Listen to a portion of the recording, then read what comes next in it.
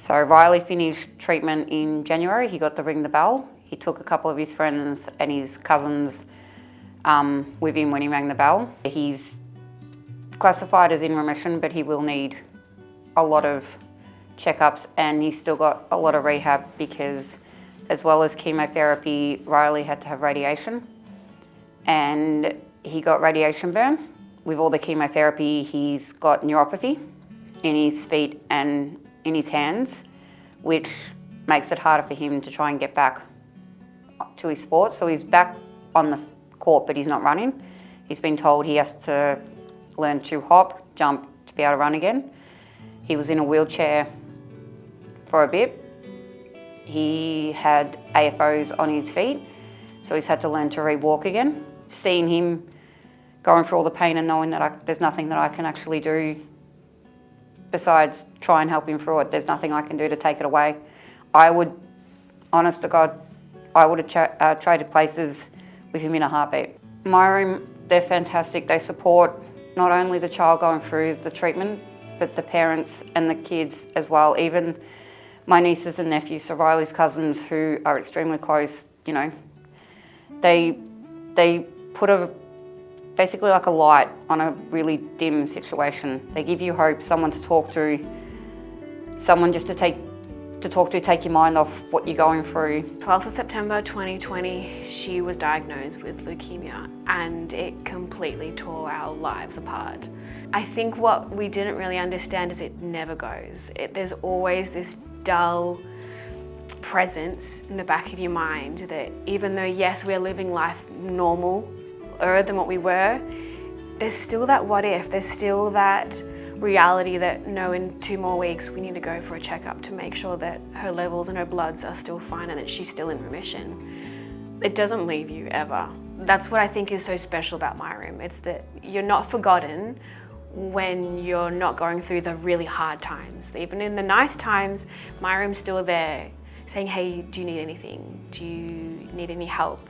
Or you're not ever forgotten, which I think is beautiful, because even though our life has changed completely, you're not alone now that people think, oh, you're done. But yeah, my room is really special.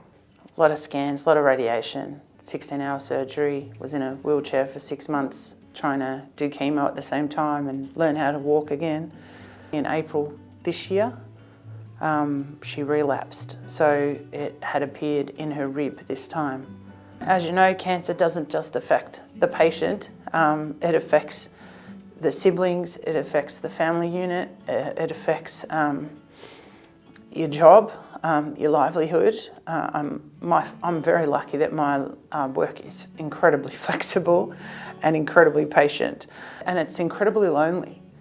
And I think sometimes I'm grateful to my room because